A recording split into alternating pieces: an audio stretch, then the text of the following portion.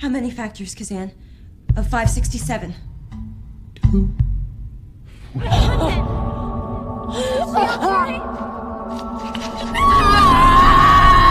Diperlihatkan sesosok pria bernama Alderson. Ini bebenguknya yang terbangun dalam sebuah ruangan aneh berbentuk kubus yang sangat misterius.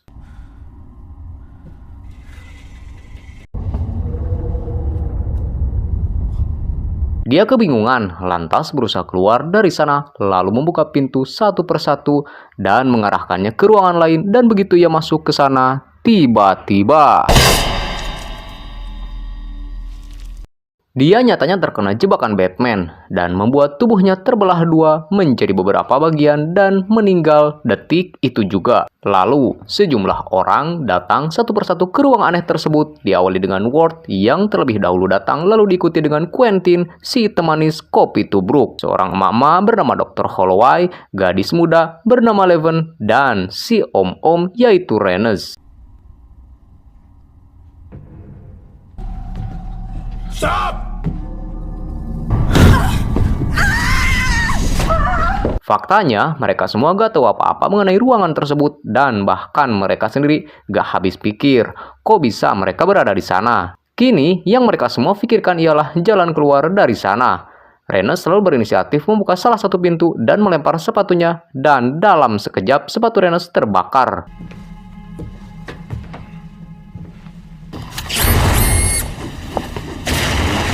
Di sisi lain, Quentin yang merupakan seorang polisi mencoba untuk menggali informasi dari semua orang di dalam ruangan itu.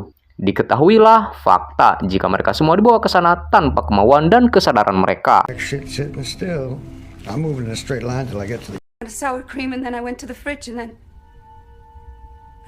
Leven yang masih pelajar tampak sangat panik, sementara Ward masih lemas karena bekas benturan di kepalanya. Rennes melanjutkan percobaannya, dan ia berhasil menemukan kubus-kubus yang aman tanpa jebakan. Rennes sendiri ternyata cukup ahli dalam mengenali jebakan-jebakan yang ada di sana. Rupanya, dia menyadari jika sebuah kubus tidak bereaksi pada sepatunya, namun udara di kubus itu terasa kering. Ia pun meyakini jika kubus itu dipasang sensor kimia molekul, sehingga jebakannya hanya menyerang makhluk hidup karena mendeteksi sulfida hidrogen dari kulit.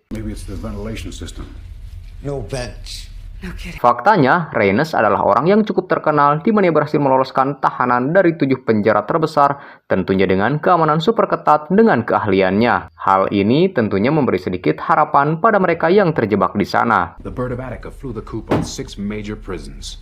7. Oh, great. Well, it's only 566 million. Namun harapan hanyalah tinggal harapan, karena tebakan Rennes selanjutnya ternyata salah, dikarenakan kubus yang ia masuki ternyata berisi cairan asam dan yang menyemprot langsung ke wajahnya dan membuat palanya hancur. Kini orang-orang yang tersisa harus mencari strategi lain untuk bisa keluar dari tempat tersebut. Mereka pun bingung dan tak tahu alasan yang membuat mereka ditempatkan di sana, padahal latar belakang mereka tak ada yang aneh dan mencurigakan, di mana Quentin merupakan polisi jujur, bersih, dan rajin menabung. Dr. Holloway adalah seorang dokter di salah satu rumah sakit ternama. Ward merupakan pekerja kantoran dan Leven adalah seorang pelajar biasa. You're a doctor, Holloway. That gives you a function, a reason, right? That's great.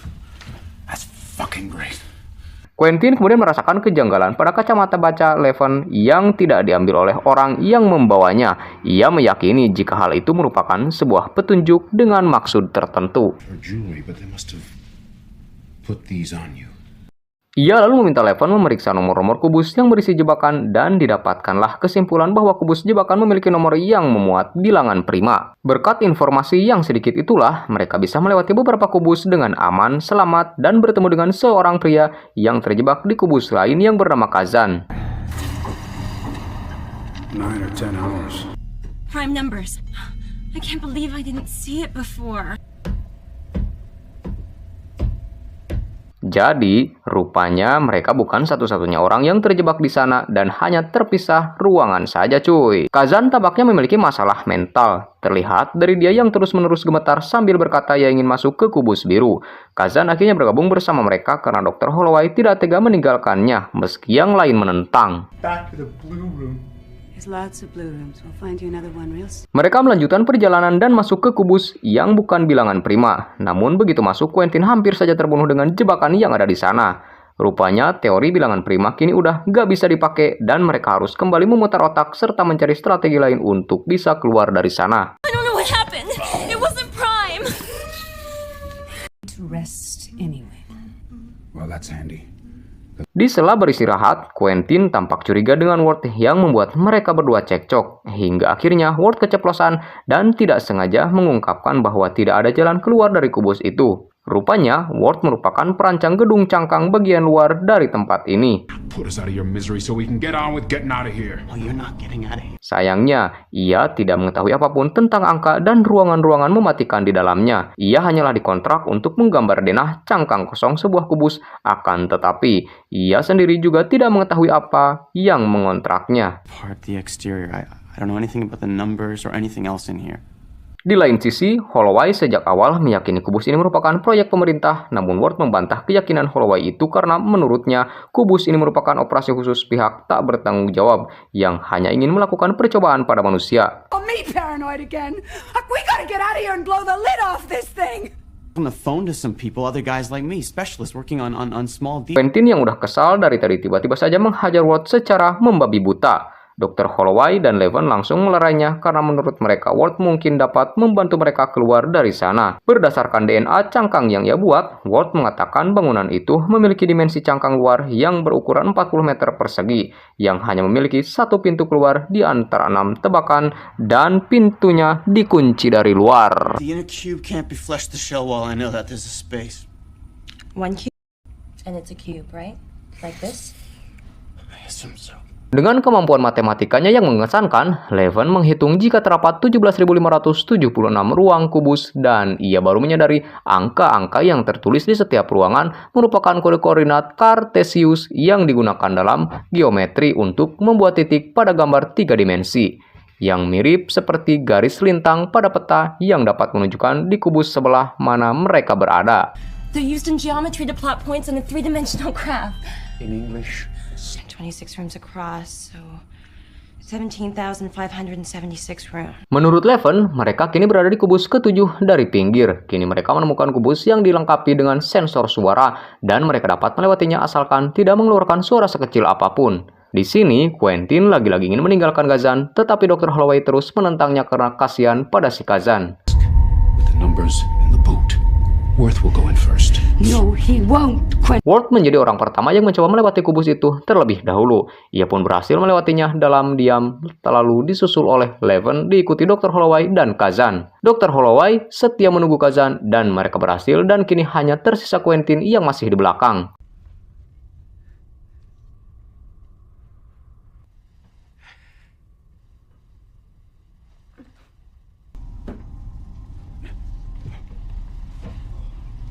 Quentin lalu masuk secara perlahan, dan ketika ia hampir sampai, kocaknya, si Kazan malah bikin suara yang membuat perangkap ruangan aktif dan hampir membuat Quentin pindah alam detik itu juga cuy. Hal itu tentunya membuat Quentin ngamuk, dan terjadilah percekcokan di antara mereka dikarenakan Dr. Holloway dan Leven terus membela Kazan. He's a trap!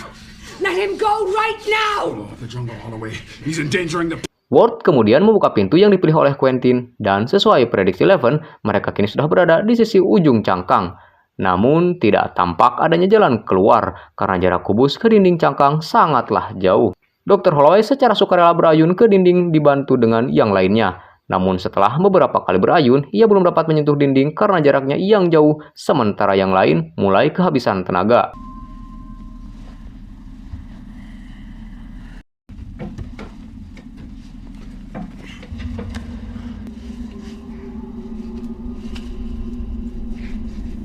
Di ayunan ketiga, hanya Quentin yang masih bisa memegangi tali, namun kebenciannya pada Dr. Holloway membuatnya gelap mata, dan seenak jidatnya melepas genggaman tangannya yang membuat Dr. Holloway jatuh. Lalu ia pun beralibi pada yang lain jika Dr. Holloway terpeleset yang membuat genggamannya lepas. Mereka lanjut beristirahat terlebih dahulu dan saat semuanya lengah, Quentin membawa paksa Leven dan ya, karena mungkin udah kebelet emprut, dia berniat nganu si Leven. Untungnya Leven keburu sadar dan berteriak sekencang-kencangnya yang membuat yang lain sadar dan Ward langsung datang menyelamatkannya.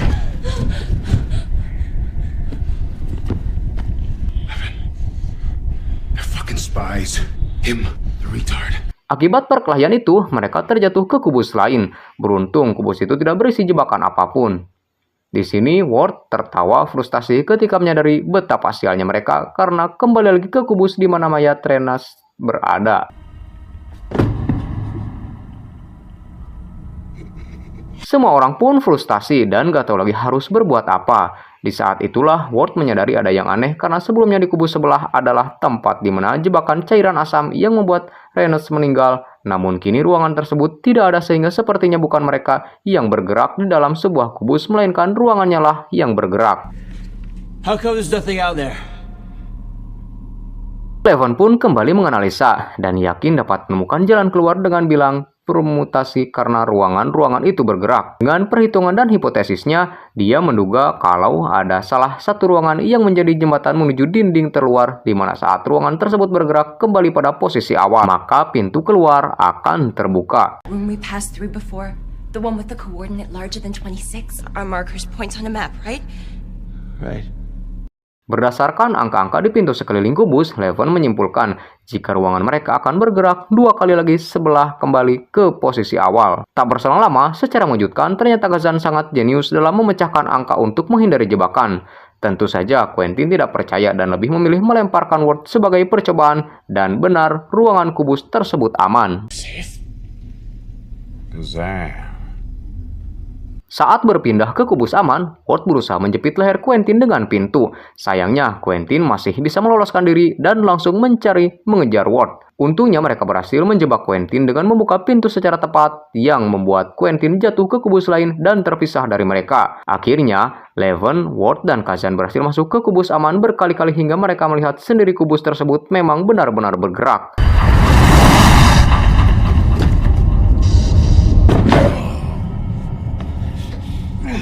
Hingga di suatu momen Kazan tertinggal dan harus terpisah kubus. Meskipun demikian, kubus mereka ternyata bersampingan dan alhasil Kazan berhasil kembali bersama mereka. Kubus pun kembali bergerak, tepat saat Kazan berhasil masuk ke kubus. Saat kubus berhenti, Leven menyadari mereka kembali ke titik awal di mana mereka memulai dan seharusnya mereka tidak bergerak sejak awal. Kubus kembali bergerak dan saat pintu dibuka, mereka mendapati ruangan yang berisi jembatan menuju pintu keluar. Kazan membuka pintu dan untuk pertama kalinya cahaya matahari menembus ruangan kubus. Ward yang tidak punya tujuan hidup awalnya menolak untuk ikut keluar. Namun Leven berusaha dan terus membujuknya sampai akhirnya Leven tiba-tiba ditusuk dari belakang oleh Quentin yang ternyata berhasil menyusul mereka.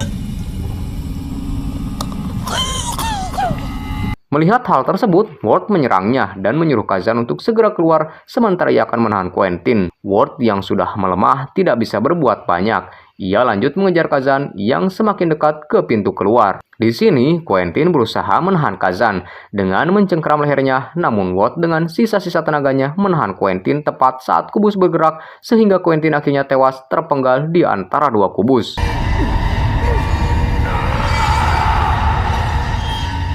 Ward yang sekarat menghampiri jasad Leven dan berbaring di sampingnya sementara Kazan berhasil keluar dari kubus dalam keadaan sehat walafiat. Dan film pun tamat cuy. Wow, ending yang sungguh nanggung dan pika sebulan cuy. Karena gak diceritain gimana nasib si Kazan setelah keluar dari sana. Masih hidupkah atau sudah mati? Atau mungkin sebenarnya malah si Kazan lah dalang dibalik semuanya. Wallahu a'lam bishawab. Hanya Tuhan dan pengarang film yang tahu. Oke, itulah di alur cerita film Cube. Semoga kalian semua terhibur. Sampai ketemu lagi di film selanjutnya. Bang Dikson beserta seluruh tim pamit dan adios amigos permios.